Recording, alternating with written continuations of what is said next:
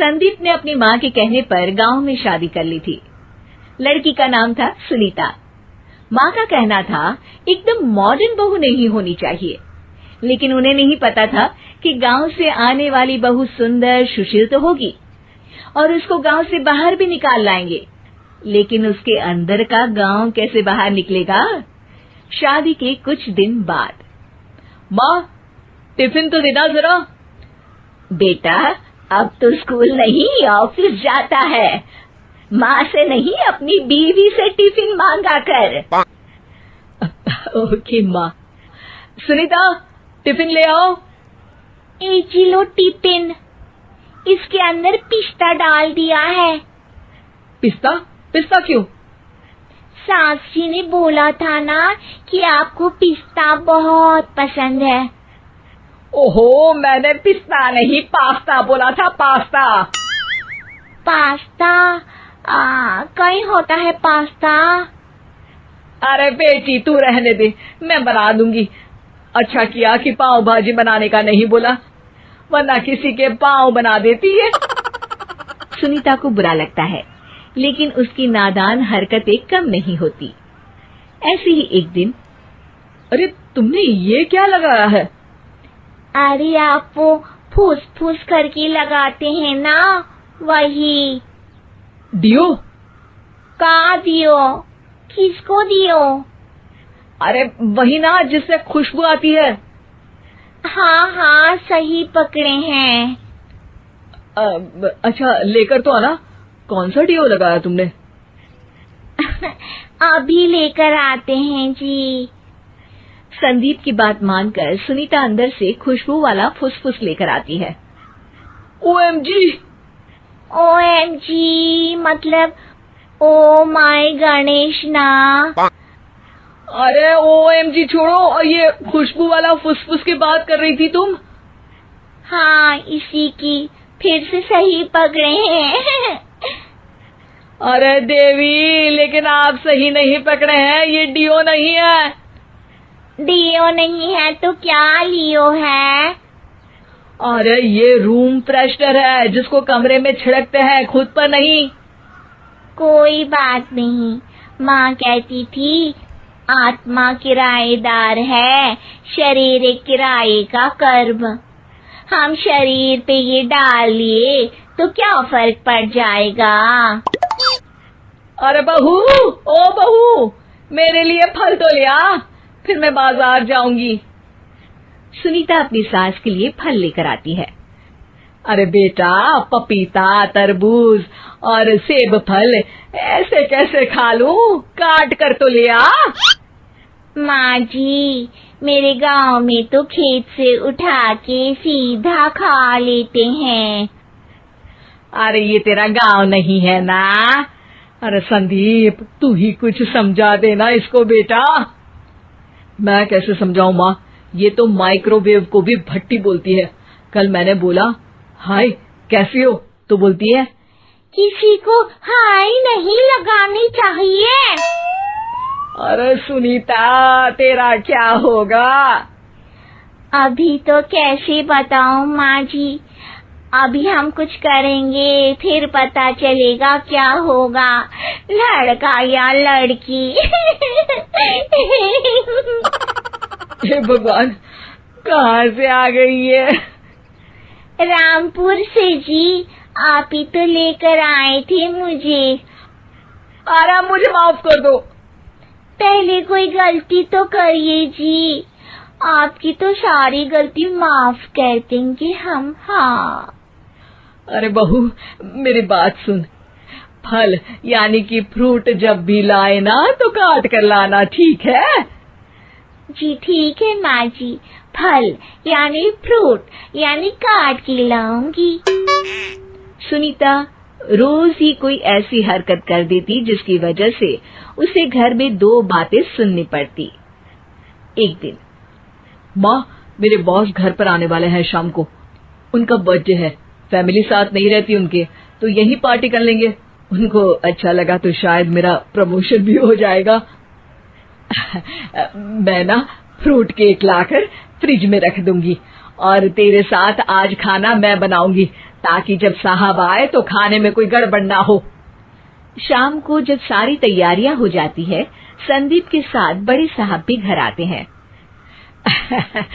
Fruit cake तो ले आना बहू, फिर खाना खाएंगे।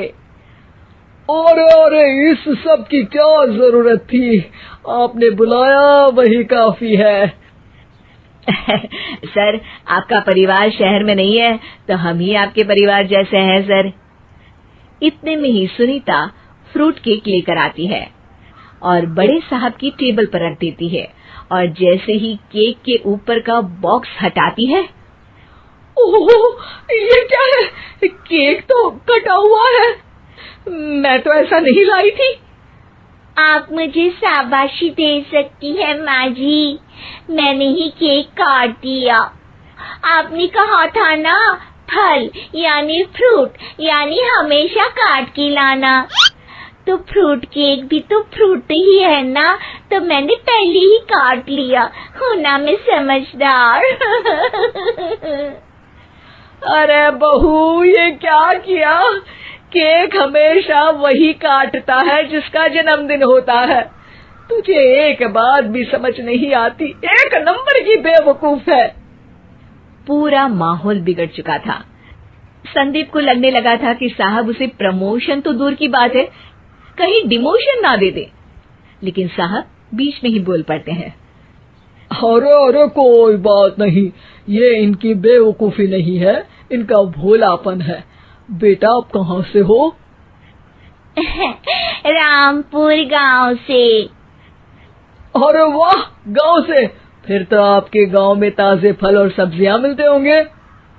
हाँ, सही पकड़े हैं। हम तो काटते भी नहीं, सीधा खा लेते हैं। मैं ना एक बार तुम्हारे गांव घूमने जरूर चलूंगा। क्यों संदीप, ले चलोगे ना? मुझे गांव घूमना बहुत पसंद है। बस फिर क्या था, संदीप और सास दोनों खुश हो गए, क्योंकि साहब को सुनीता ने गांव की बात करके खुश कर दिया था। अब संदीप का प्रमोशन पक्का था। शिक्षा, कभी भी किसी भी गलती पर घबराना नहीं चाहिए। हो सकता है कि उस गलती की वजह से आगे बड़ा फायदा हो जाए।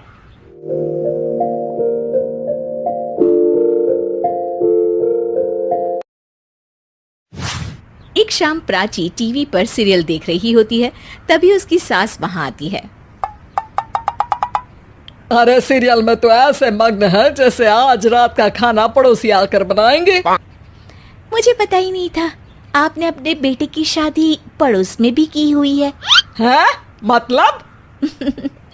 मतलब इस घर में सारा काम बहू ही करती है, आप तो सिर्फ खर्राटे मारती हैं। अच्छा जी, फिलहाल तो तुम आराम फरमा रही हो, चलो जाओ, ये मेरे टीवी देखने का समय है। आहा, इसीलिए मुझे भगाया जा रहा है। सॉरी, अब तो बिल्कुल नहीं जाऊंगी। प्राची की इस बात पर दोनों सास बहू के बीच टीवी रिमोट के पीछे बच्चों जैसे छीना झपटी शुरू हो जाती है, जिसके बीच श्लोक भी काम से घर वापस आ जाता है।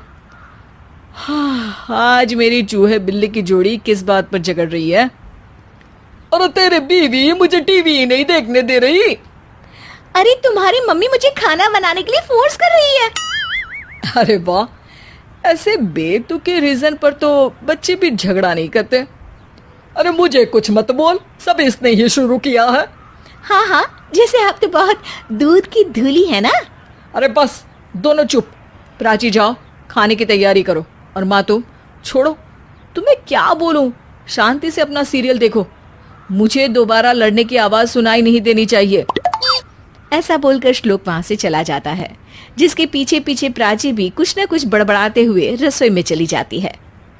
हाँ हाँ, सासू जी को तो कुछ बोलेंगे ही नहीं, बस मुझ पर ही हुक्म चलता है, खाना बनाओ, जैसे मैं इनके घर में खाना बनाने के लिए आई हूँ। इसी तरह शाम बीतती है और रात को श्लोक और प्राची की सास खाना खाकर सोने चले जाते हैं, लेकिन प्राची गुस्से में कुछ खाए बिना काम में ही लगी रहती है। इस घर में किसी को घंटा फिक्र नहीं पड़ता मैं खाऊं या भूखी रहूं। प्राची कुछ देर के लिए रसोई से बाहर जाती है और जैसे ही वापस आती है तो वहां दूध का भरा ग्लास देखकर हैरान रह जाती है। फिक्र पूरी है, बस दिखाना नहीं है। प्राची दूध पीकर सोने चली जाती है और अगली सुबह एक बार फिर सास बहू का कार्टून नेटवर्क स्टार्ट हो जाता है। ये तुमने ही किया है। अरे अजीब जबरदस्ती है, मैं बोल रही हूँ मैंने कुछ नहीं किया। दोनों ने मिलकर पूरे घर को पागल खाना बनाया हुआ है। यहाँ कोई नॉर्मल इंसान तो रह ही नहीं सकता, इसीलिए अब पड़ोसी क्या रिश्तेदार भी घर आने से कतराते हैं। अरे सुन बेटे, तू भी चंगा, तेरी माँ भी चंगी, तेरी बीवी भी चंगी, रिश्तेदार। हाँ जी, आपको नहीं पता क्या, गंगाधर ही शक्तिमान है, रिश्तेदार ही। हाँ हाँ, बस समझ गया। कभी जानवरों जैसे लड़ेंगी तो कभी जुगलबंदी करेंगी। भाई मैं आप दोनों के बीच में नहीं फंसना चाहता। सास बहू की इस मन मौजी जोड़ी से परेशान होकर श्लोक अपना सिर खुजलाता वहां से चला जाता है। चलो अब मैं भी कीर्तन में जा रही हूँ। इस पर जैसे ही सास कमरे में अपना पर्स लेने जाती है तो वहां नाश्ते की प्लेट रखी देख मुस्कुराने लगती है और नाश्ता करके घर से बाहर निकलते हुए कुछ पैसे टेबल पर रख जाती है, जिसके कुछ देर बाद सिलेंडर वाला घर आता है। ओ मुरी मैया, मैं सिलेंडर के बारे में तो बिल्कुल भूल ही गई थी। घर खर्च के सारे पैसे भी मम्मी के पास है और श्लोक से बोला तो उल्टा 4 बात सुनाएंगे। प्राची ये सोच ही रही होती है कि अचानक उसका चेहरा चमक उठता है और वो घर में आकर इधर उधर देखने लगती है। तभी उसकी नजर टेबल पर रखे पैसों पर पड़ती है, जिन्हें वो सिलेंडर वाले को दे देती है। ये सब श्लोक देख लेता है। अच्छा बेटे, इतना बड़ा घोटाला, सबके सामने मैं तेरी दुश्मन और पीठ पीछे तेरी मेरी यारी। इस पर श्लोक एक प्लान बनाता है और शाम को सब एक साथ बैठे होने पर बोलने लगता है। माँ, तुम दोनों की बहुत लड़ाई होती है, इसलिए मैं सोच रहा हूँ कि प्राची को उसके घर छोड़ाऊं। इससे वो भी खुश रहेगी और तुम भी। अचानक श्लोक की ये बात सुनकर सास बहू शौक से उसकी तरफ देखती है। अरे ऐसे कैसे घर छोड़ाओगे, मुझे कहीं नहीं जाना। अरे तुमने बोला नहीं पर मैंने सुन लिया, तुम्हें मम्मी के साथ रहना अच्छा नहीं लगता, मुझे पता है। अरे वाह, अरे जब बहू खुद कुछ काम बोले तो वो तुझे सुनता नहीं, और अब जो इसने बोला ही नहीं वो तू समझ गया। जब उसे नहीं जाना तो फिर जबरदस्ती क्यों कर रहा है? अच्छा, फिर आपको मौसी के घर छोड़ाता हूँ। बस अब आप दोनों एक घर में एक छत के नीचे नहीं रह सकती। मैं इस टॉम एंड जेरी की जोड़ी को और नहीं झेल सकता। है? ऐसे कैसे नहीं रह सकते? तुम्हें इतनी दिक्कत है तो तुम्हारा बोरिया बिस्तर पैक कर देती हूँ, लेकिन मम्मी जी कहीं नहीं जाएंगी। बिल्कुल यही सुनना था मुझे। अगर दोनों में इतना ही प्यार है फिर हर वक्त ये लड़ाई का नाटक क्यों करती हो? देखा मैंने कैसे माँ किचन में दूध रखती है और तुम उनके लिए कमरे में नाश्ता रखती हो, और कैसे वो पहले ही तुम्हारी दिक्कत समझकर घर में पैसे रखकर बाहर जाती है। अरे भाई, इतना ड्रामा तो डेली सोप में भी नहीं होता जितना तुम दोनों ने इस घर में फैलाया हुआ है।